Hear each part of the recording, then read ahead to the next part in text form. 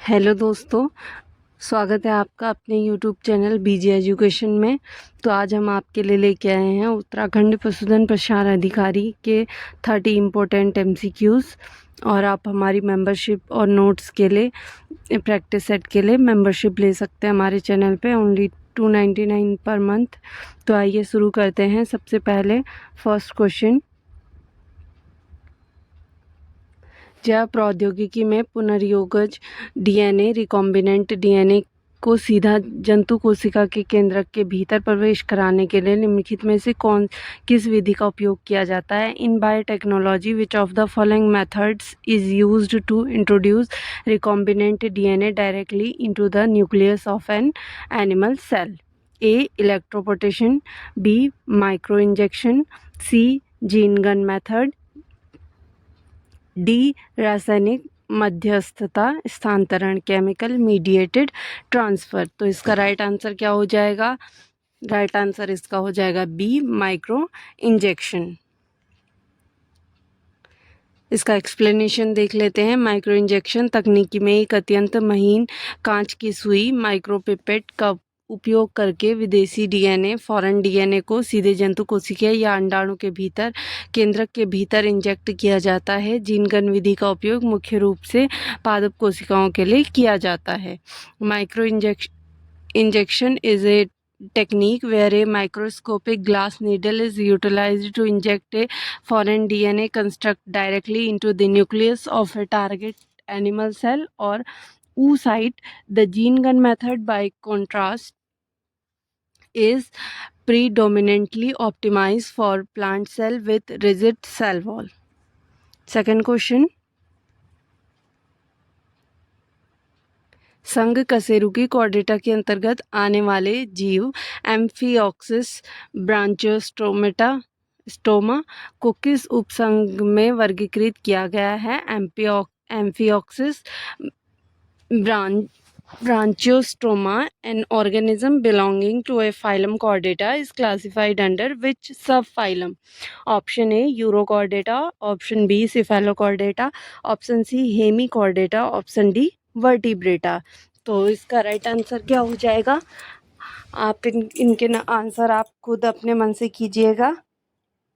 तो इसका right answer क्या होगा? राइट आंसर इसका हो जाएगा बी सिफेलोकॉर्डेटा। एक्सप्लेनेशन देख लेते हैं। एम्फिऑक्सिस को सिफेलोकॉर्डेटा उपसंघ में रखा गया है। इन जीवों में नोटोकॉर्ड पृष्ठरज्जु जीवन भर बनी रहती है और यह शरीर के अग्र हिस्से सिर से लेकर पश्च सिरे पूंछ तक फैली होती है। Amphioxus is a classic representative of A subphylum cephalochordata. In this organism the notochord persist throughout their entire lifespan and extend from the tip of the anterior rostrum to the absolute posterior end of the tail. Third question, पारिस्थितिकी तंत्र में दो भिन्न समुदाय के बीच जो संक्रमणकालीन क्षेत्र transitional zone को क्या कहा जाता है? What is the transitional zone between two distinct ecological communities of biomes called?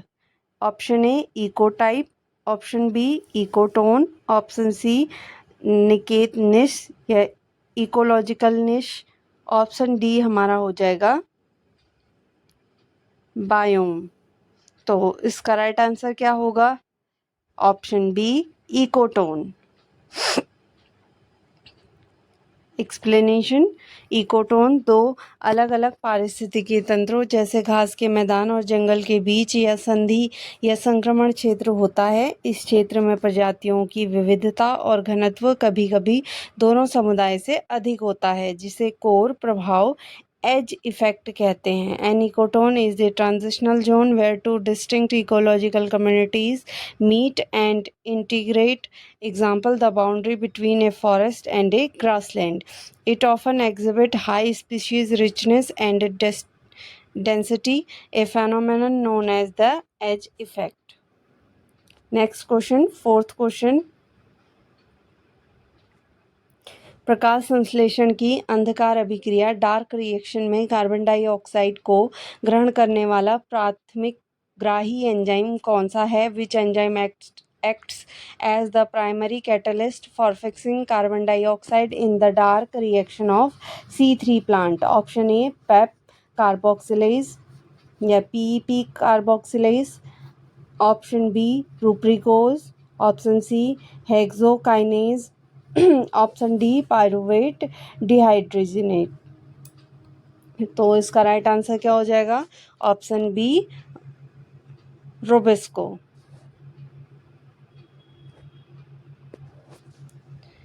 C3 चक्र केल्विन चक्र में रुबिस्को, यहाँ पे जो रुबिस्को का पूरा नाम है वो दिया गया है रुबिलोज 1,5 बाइसल्फेट कार्बोक्सिलेज ऑक्सीनेज। एंजाइम CO2 को 5 कार्बन वाले यौगिक RUBP के साथ जोड़ने की क्रिया को उत्प्रेरित करता है, जिससे प्रथम स्थायी उत्पाद 3-PGA बनता है।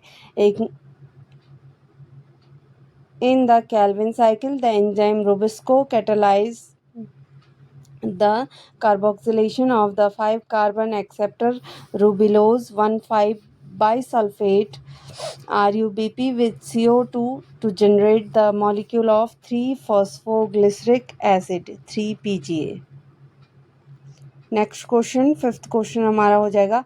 आज आपको और दिनों के कंपैरेटिवली आपका जो प्रैक्टिस सेट है ये थोड़ा सा हार्ड लगेगा, क्योंकि अब जैसे जैसे एग्ज़ाम हमारा पास आते जाएगा हमारे जो क्वेश्चंस के लेवल हैं वो थोड़े थोड़े बढ़ते जाएंगे। तो आइए नेक्स्ट क्वेश्चन हम देखते हैं। फिफ्थ क्वेश्चन, कोशिका विभाजन की किस अवस्था में क्रॉसिंग ओवर की घटना संपन्न होती है जो आनुवंशिक विविधता के लिए जिम्मेदार है? During which specific stage of cell division does crossing over occurs which is vital for genetic recombination? Option A prophase 1 की लेप्टोटीन अवस्था, leptotene of prophase 1, B prophase 1 की पैकेटीन अवस्था, pachytene of prophase first, C prophase 1 की zygotene अवस्था, zygotene of prophase 1, D metaphase 2, metaphase second. तो इसका right answer क्या हो जाएगा? इसका राइट आंसर हो जाएगा ऑप्शन बी प्रोफेज फर्स्ट की पैकेटीन अवस्था, पैकाइटीन ऑफ प्रोफेज 1।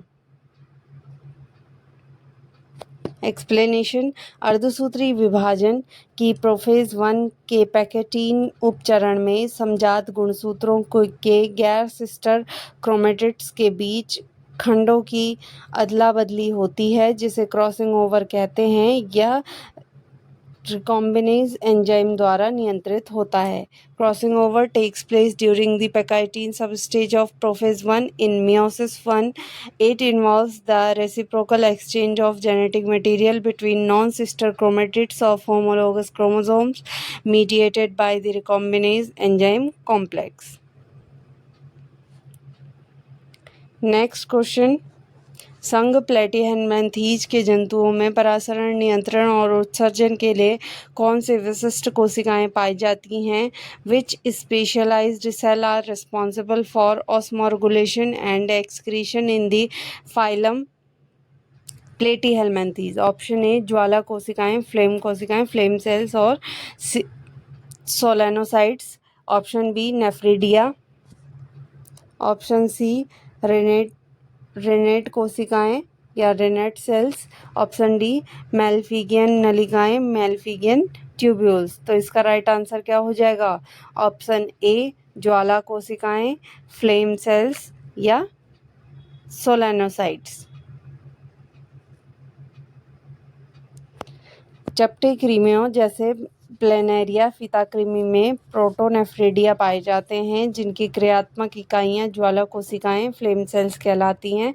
इनमें उपस्थित सीलिया का गुच्छा लौ की तरह हिलता है, जो उत्सर्जन और जल संतुलन बनाए रखता है।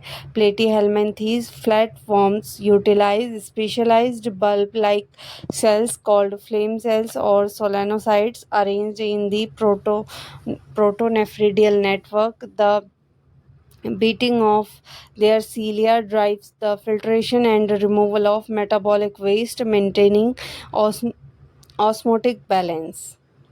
Next question, seventh question,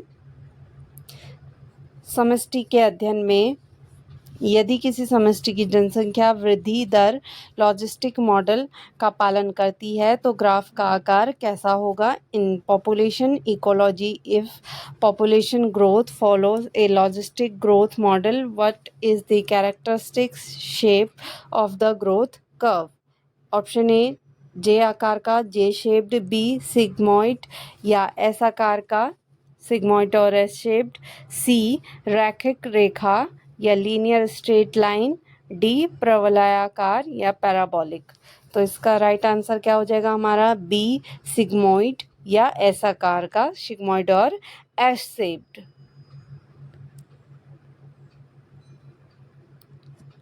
logistic वृद्धि वक्र तब प्राप्त होता है जब संसाधन सीमित होते हैं। प्रारंभिक में वृद्धि धीमी होती है, फिर तेजी से बढ़ती है और अंत में वहन क्षमता के पर पहुंचकर स्थिर हो जाती है। यह एक सिग्मॉइड या एस आकार का, एस शेप्ड का वक्र बनता है when environmental resources are finite. Population growth exhibits a logistic pattern. The resulting growth curves displays an initial lag phase followed by an exponential acceleration and finally asymptotes near the carrying capacity K, forming a sigmoid S-shaped curve. Question number 8. आवर्तबीजी पौधे angiosperms के भ्रूणपोष endosperm की ploidy सामान्यतः क्या होती है? What is the typical ploidy level of the endosperm in most angiospermic plants?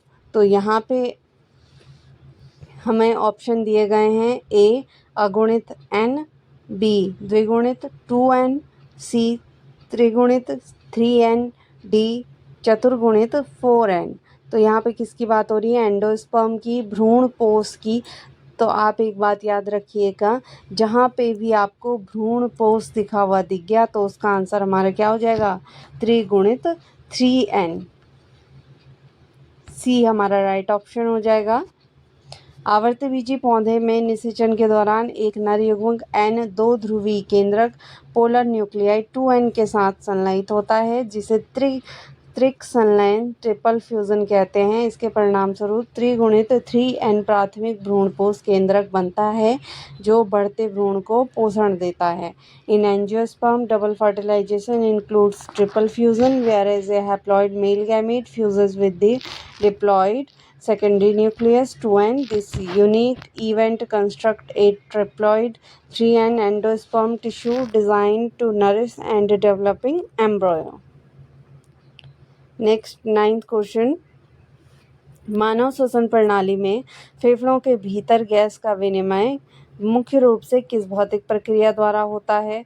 In the human respiratory system the exchange of gases with in the lungs occur primarily via which physical process? Option A सक्रिय परिवहन, active transport, option B सरल विसरण, simple diffusion, option C सुसाध्य विसरण, facilitated diffusion, option D अंतः शोषण, imbibition.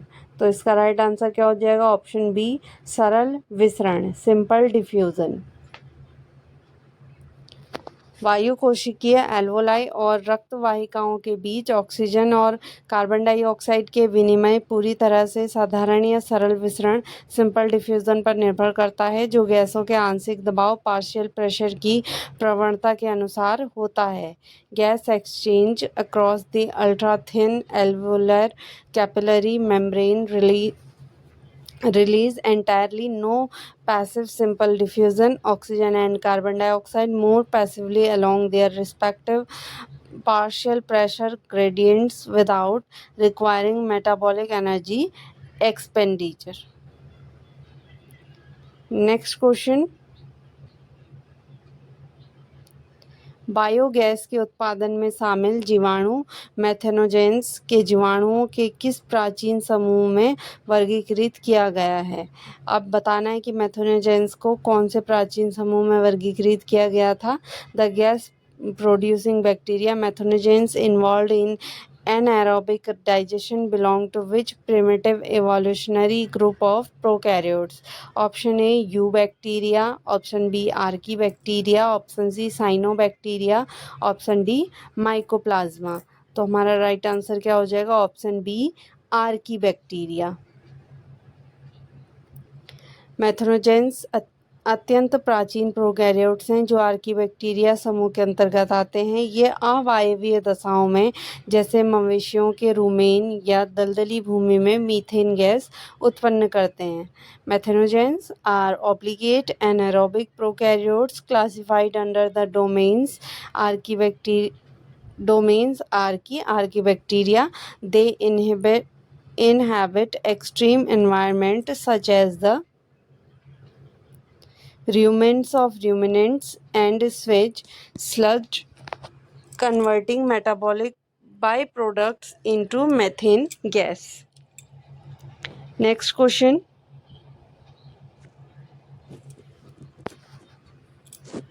स्तनधारियों में अंतःस्रावी तंत्र के पेनिलियन ग्रंथि द्वारा कौन सा हार्मोन स्रावित होता है जो जैविक घड़ी सर्केडियन रिदम्स को नियंत्रित करता है? Which hormone is secreted by the pineal gland in mammals to regulate the body of circadian rhythms and sleep wake cycle?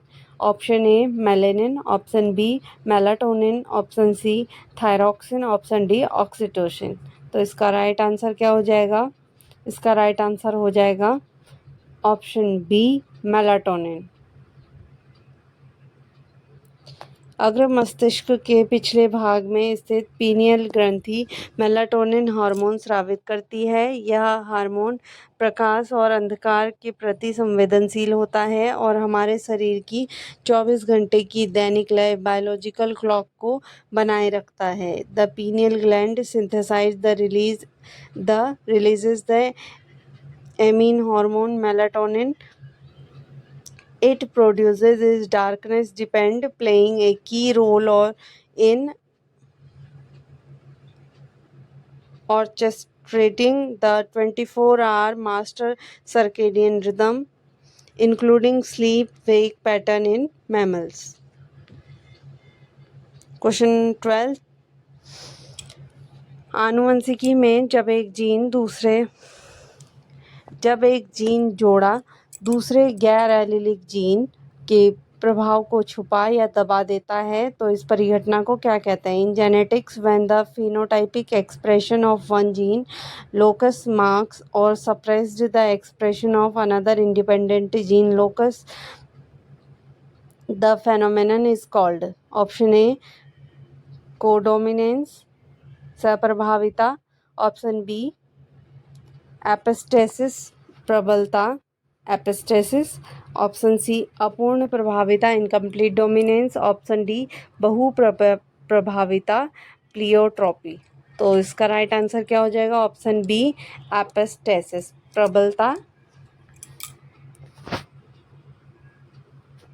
Epistasis एक गैर एलिलिक जीन अंतःक्रिया है जहां एक जीन एपिस्टेटिक जीन किसी दूसरे स्थान पर स्थित जीन हाइपोस्टैटिक जीन के फिनोटाइपिक प्रकटीकरण को रोक देता है। Epistasis describe an intergenic interaction where the alleles at one gene locus override after or mask the phenotypic expression of alleles at an entirely separate non-allelic gene locus.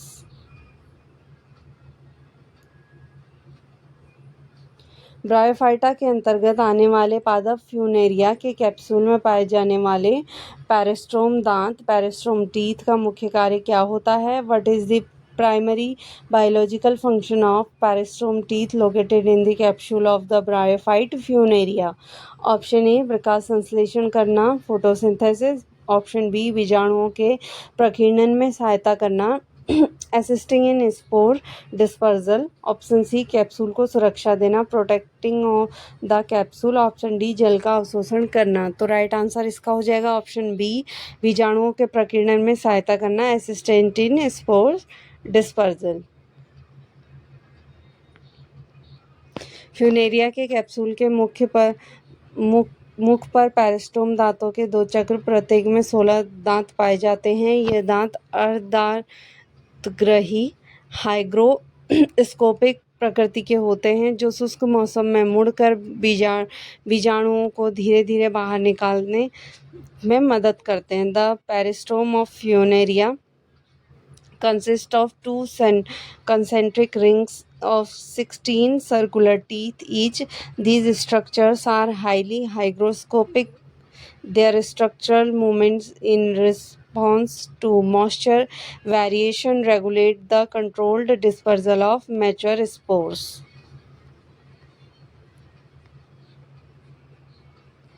कशेरुकी जंतुओं के पाचन तंत्र में कार्बोहाइड्रेट के पाचन की शुरुआत मुख गुहा में किस एंजाइम द्वारा होती है? In the digestive system of vertebrate, the digestion of carbohydrate begins in the buccal cavity by which enzyme? Option A pepsin, option B लार एंजाइम, लार amylase, ptyalin, option C trypsin, option D lipase. तो इसका right answer क्या हो जाएगा? Option B लार amylase ptyalin. पाचन की क्रिया मुख गुहा से ही शुरू हो जाती है। लार ग्रंथियां द्वारा स्रावित लार में लार एमाइलेज टाइलिन एंजाइम पाया जाता है। यह एंजाइम भोजन में उपस्थित जटिल स्टार्च कार्बोहाइड्रेट को लगभग 30% तक माल्टोज जैसी शर्करा में तोड़ देता है। The process of digestion initiated right in the buccal cavity. The saliva secrets by the salivary glands contains the enzyme salivary amylase, also known as tyline. This enzyme hydrolyzes about 30% of dietary starch complete carbohydrate into simpler disaccharide like maltose. Next question 15th question, कशेरुकी जंतुओं के कंकाल तंत्र में neuronal उत्तेजना के दौरान कंकाल पेशी संकुचन स्केलेटल मसल्स कंट्रैक्शन के लिए कौन सा आयन अनिवार्य रूप से आवश्यक है? In the musculoskeletal system, which specific intracellular ion is absolutely mandatory or trigger skeletal muscles contraction? Option A sodium ion. यहाँ पे सोडियम आयन की स्पेलिंग गलत हो गई है। कैपिटल और स्मॉल ए से डिनोट किया जाता है, एन और A, N A, capital N small A, ऊपर प्लस चार्ज होगा। B potassium ion K+, C calcium ion Ca+2 और डी हमारा होगा मैग्नीशियम आयन Mg+2। तो इसका राइट आंसर क्या हो जाएगा? हमारा option number C calcium ion Ca+2। जब पेशी तंतु में आवेग पहुंचता है तो सार्कोप्लाज्मिक रेटिकुलम के कैल्शियम आयन Ca+2 मुक्त होते हैं। ये आयन ट्रोपोनिन कार्बन से जुड़कर मायोसिन की स्थिति में बदल देते हैं, जिससे एक्टिन और मायोसिन के बीच क्रॉस ब्रिज का निर्माण होता है। Action potentials travelling down T tubules stimulate the release of calcium ion from the sarcoplasmic reticulum. Calcium ion binds to tropin carbon shift tropomyosin configuration and exposes binding site on actin filaments for myosin cross bridging cycling. 16th question, जैव सांख्यिकी में यदि दो चरों के बीच सहसंबंध का मान 1 है तो यह क्या दर्शाता है? In biostatistics, if the calculated correlation coefficient are between two distinct variable is exactly 1, it implies option A कोई संबंध नहीं, 0 और नो कोरिलेशन, बी पूर्ण धनात्मक सहसंबंध perfect positive correlation, option C पूर्ण ऋणात्मक सहसंबंध perfect negative correlation, option D आंशिक या कमजोर सहसंबंध। तो इसका राइट आंसर हो जाएगा ऑप्शन सी पूर्ण ऋणात्मक सहसंबंध परफेक्ट नेगेटिव कोरिलेशन। सहसंबंध गुणांक का मान हमेशा ऋण 1 या धन 1 के बीच होता है। ऋण 1 का मान पूर्ण ऋणात्मक सहसंबंध दर्शाता है, जिसका अर्थ है कि यह एक चर का मान बढ़ाएगा तो दूसरे चर का मान आनुपातिक रूप से निश्चय रूप से घटेगा। The Pearson correlation coefficient scales between -1 and +1. A value of exactly -1 indicates a perfect negative linear relationship, meaning that an increase in one variable corresponds to a proportional decrease in the other variable. Next question. संघ Mollusca के जीवों में भोजन को कुतरने पीसने के लिए मुख गुहा में पाए जाने वाले काइटिन युक्त अंग क्या कहलाते हैं? What is the chitinous rasping organ found in the buccal cavity of mollusc use for feeding called? Option A radula, option B osphradium, option C statocyst, option C caecum. तो इसका राइट आंसर क्या हो जाएगा? Option A radula.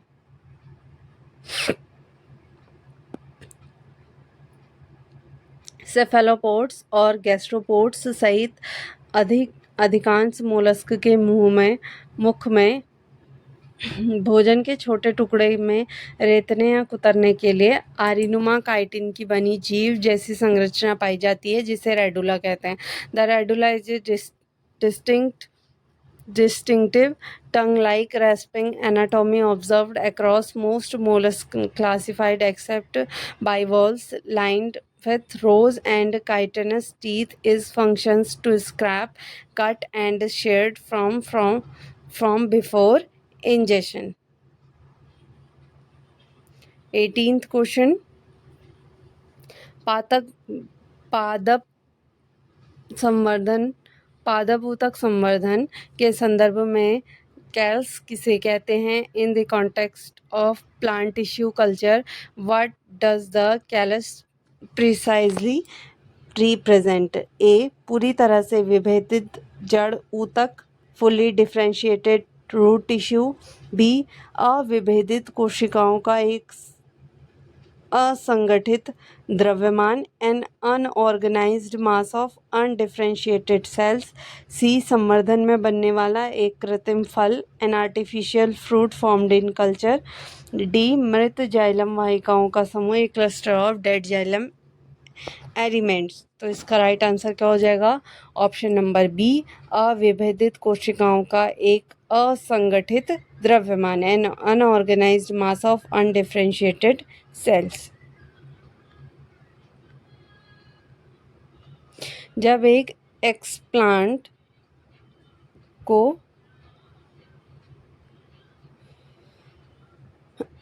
Nutrient media पर auxin और cytokinin की संतुलित मात्रा में उगाया जाता है तो तीव्र कोशिका विभाजन द्वारा कोशिकाओं का एक अविभेदित असंगठित समूह बनता है, जिसे कैलस या कैल्स कहते हैं। एक callus in an organized proliferating mass of actively dividing undifferentiated parenchymatous cells. It is produced when an explant is introduced onto a nutrient culture medium containing calibrated ratios of auxins and cytokinins.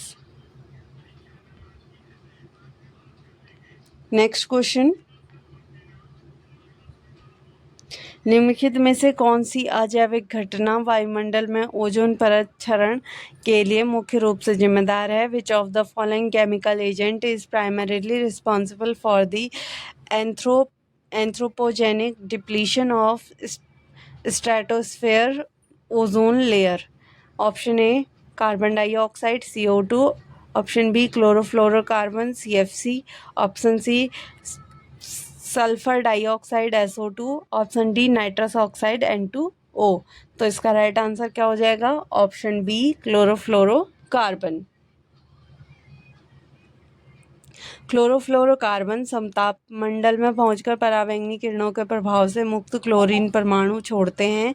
एक अकेला chlorine परमाणु श्रृंखला अभिक्रिया द्वारा हजारों ozone O3 अणुओं को oxygen O2 में तोड़ देता है। Chlorofluorocarbon undergoes photolytic via solar UV radiation in the stratosphere, liberating free chlorine radicals.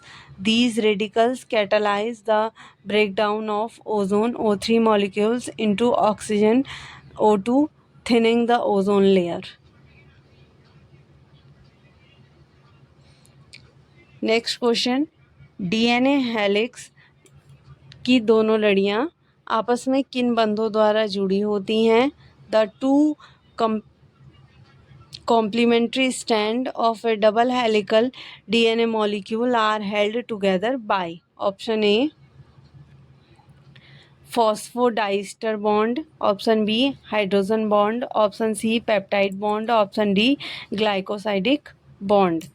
तो यहाँ पे अलग अलग टाइप के बॉन्ड दे रखे हैं, तो यहाँ पे हमारा सही हो जाएगा option number B hydrogen bond. जो हमारे डीएनए के दो स्ट्रैंड आपस में जुड़ते हैं वो डबल और ट्रिपल हाइड्रोजन बॉन्ड से जुड़े रहते हैं। जो हमारा सी है ये बॉन्ड हमारा मेनली किन में पाया जाता है? प्रोटीन्स में पाया जाता है, पेप्टाइड बॉन्ड। और जो ग्लाइकोसाइडिक बॉन्ड है ये हमारा कार्बोहाइड्रेट में पाया जाता है।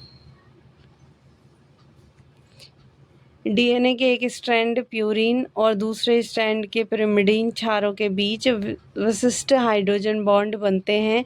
एडेनिन और थाइमिन के बीच 2 तथा साइटोसिन और ग्वानिन के बीच 3 हाइड्रोजन बंध पाए जाते हैं। The double stranded DNA architecture is stabilized internally by weak hydrogen bond linking opposite purine and pyrimidine bases. Specifically, adenine pairs with thymine via 2 hydrogen bond and guanine pairs with cytosine via 3. Next question. कशेरुकी जंतुओं के तंत्रिका तंत्र में सहानुभूति तंत्रिका तंत्र का मुख्य कार्य क्या है? What is the primary operational mandate of sympathetic nervous system in vertebrates? Option A लड़ो या भागो की आपातकालीन स्थिति के लिए शरीर को तैयार करना, to prepare the body for fight और फ्लाइट इमरजेंसी सिचुएशन। बी आराम और पाचन क्रिया को बढ़ावा देना, to promote rest and digestion processes. Option C हृदय गति को कम करना, to decrease the heart rate. Option D लार के स्राव को अत्यंत बढ़ाना, to drastically stimulate salivary secretion. तो इसका राइट आंसर हो जाएगा ऑप्शन ए लड़ो या भागो की आपातकालीन स्थितियों के लिए शरीर को तैयार करना, to prepare the body for fight and flight emergency situation.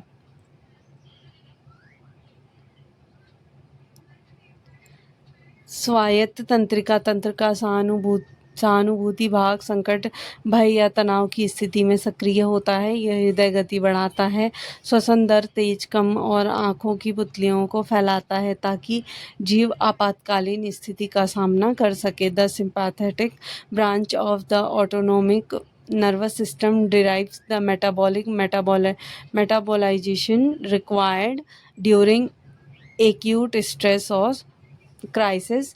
It triggers the classic fight or flight response characterized by elevated heart rate and dilated pupils. Next question. संघ एनिलिडा के अंतर्गत आने वाली जीव जोंक हिरुडिनेरिया की लार में कौन सा थक्का रोधी पदार्थ पाया जाता है? Which specialised anticoagulant compound is exactly found in the saliva of the blood sucking leech? Hirudinaria granulosa. तो इसका ऑप्शन क्या है हमारा? Option A heparin, option B hirudin, option C coumarin, option D thrombin.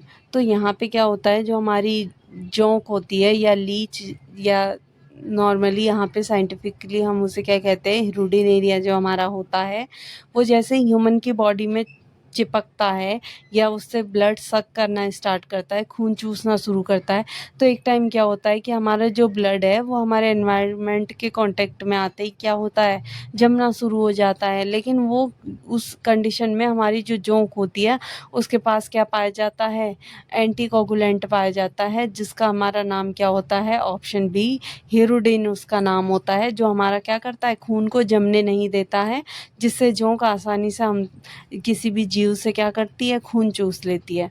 तो हीरोडिनेरिया के लार में क्या पाया जाएगा, हीरोडिन पाया जाएगा। आप ऐसे याद कर सकते हैं, हीरोडिनेरिया और हीरोडिन। रक्त चूसक जोंक जब किसी जंतु को काटती है तो अपने लार के साथ हीरोडिन नामक प्रोटीन स्रावित करती है। यह एक शक्तिशाली एंटीकोगुलेंट है जो घाव के स्थान पर रक्त का थक्का बनने से रोकता है ताकि वह आसानी से रक्त चूस सके। The medicinal leech secrets a specific polypeptide called hirudin from its salivary glands while feeding. Hirudin operates as a potent direct thrombin inhibitor, neutralizing clotting cascades to keep host blood fluid. Next question, पादप शरीर क्रिया विज्ञान में वसंतीकरण से क्या तात्पर्य है? In plant physiology what biological process does vernalisation describe? Option ए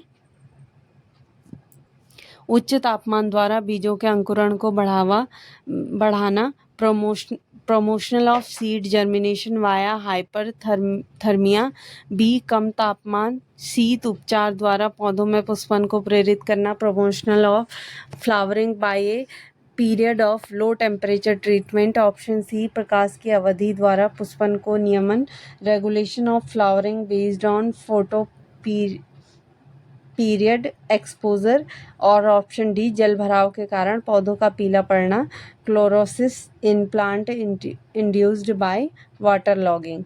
तो इसका राइट आंसर क्या हो जाएगा, वसंतीकरण है। तो किससे रिलेटेड होगा, वसंत में हमारे क्या होते हैं, खूब फूल खिलते हैं, तो किससे रिलेटेड होगा, फूल खिलने को प्रेरित करना। तो हमारा राइट क्या हो जाएगा, ऑप्शन नंबर बी कम तापमान शीत उपचार द्वारा पौधों में पुष्पन को प्रेरित करना, promotional of flowering by a period of low temperature treatment.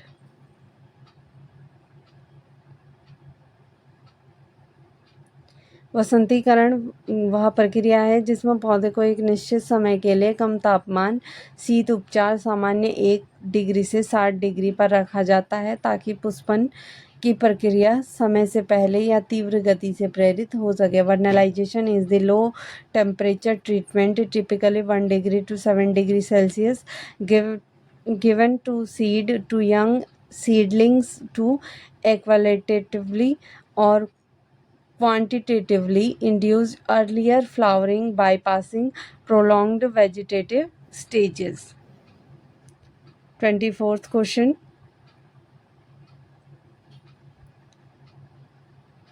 विषाणुओं के चारों ओर पाए जाने वाला प्रोटीन का आवरण क्या कहलाता है जो न्यूक्लिक अम्ल की सुरक्षा करता है? What is the protective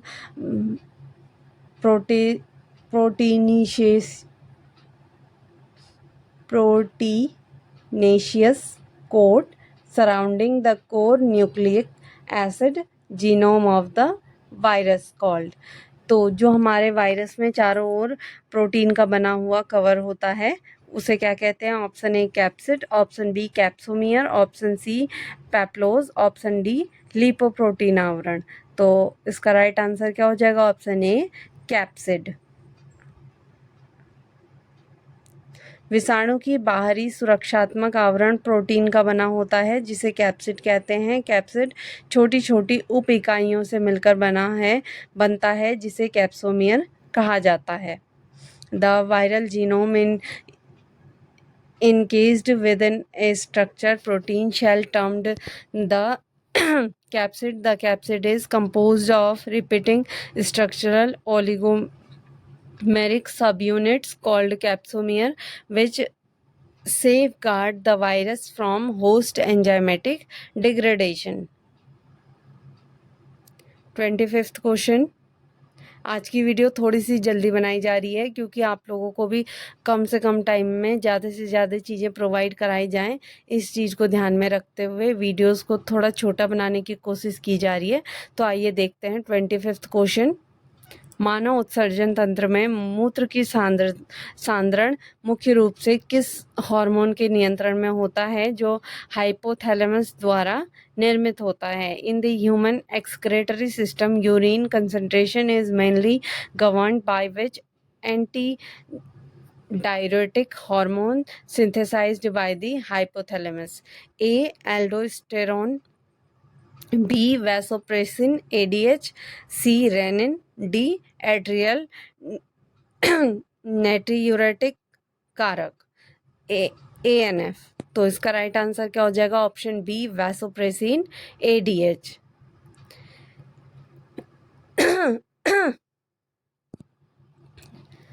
explanation आ जाएगा। वैसोप्रेसिन या एंटी ड्यूरेटिक हार्मोन पश्च पिट्यूटरी ग्रंथि द्वारा स्रावित होता है। यह वृक्क की दूरस्थ संवलित नलिका और संग्रह नलिका पर कार्य करके जल के पुनर्अवशोषण को बढ़ाता है, जिससे मूत्र सांद्रित हो जाता है। एंटी डायरेटिक हार्मोन और vasopressin acts directly on the principal cells of the collecting ducts and DCT. It increases water permeability via aquaporin channel insertion, promoting water retention and concentrating urine. Question number 26। कवक के अंतर्गत वाले वर्ग basidiomycetes का एक सुप्रसिद्ध खाने योग्य उदाहरण कौन सा है जिसे सामान्यतः मशरूम कहा जाता है? Which well-known edible organism serves as a classic representative of the fungal class Basidiomycetes? Option A penicillium, option B agaricus, option C aspergillus, option C सैक्रोमाइसिटीज। तो इसका राइट आंसर हो जाएगा ऑप्शन बी एगेरिकस। तो यहाँ पे एक ऑप्शन में है पेनिसिलिन। ये हमारा क्या था? सबसे पहले हमारा जो एंटीबायोटिक ढूंढा गया था वो क्या था? पेनिसिलिन था।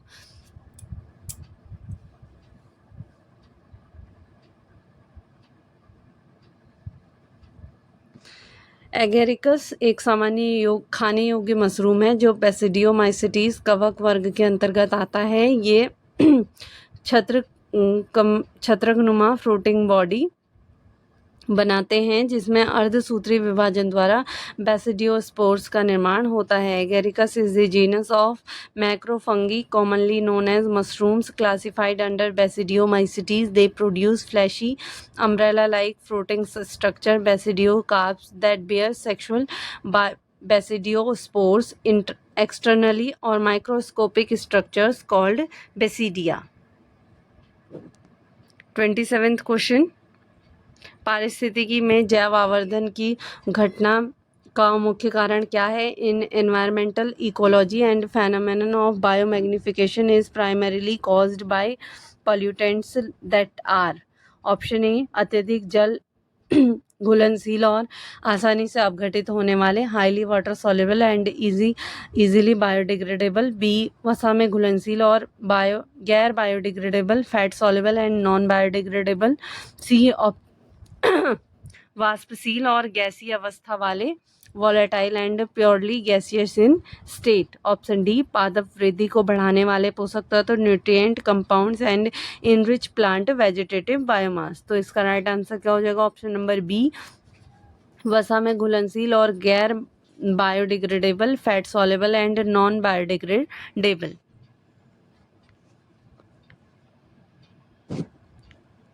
जैव आवर्धन तब होता है जब कोई गैर बायोडिग्रेडेबल विषैला पदार्थ जैसे DDT मरकरी खाद्य श्रृंखला में प्रवेश करता है, क्योंकि जीव इसे उत्सर्जित या पचा नहीं सकते।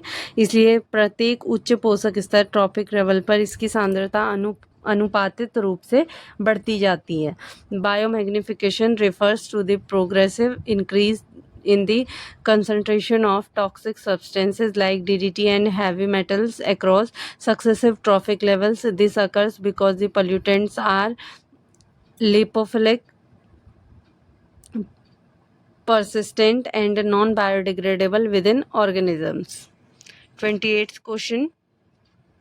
पादप प्रजनन में संकर संतान का अपने दोनों जनकों पेरेंट्स से अधिक उन्नत या बेहतर प्रदर्शन करना क्या कहलाता है? In plant breeding when an F1 hybrid exhibits superior vigor, growth or yield compared to either of its homozygous parents, the phenomenon is called A. Inbreeding depression, B. Heterosis संकर जोन या hybrid vigour, option C mutation प्रजनन mutation breeding, option D polyploidy.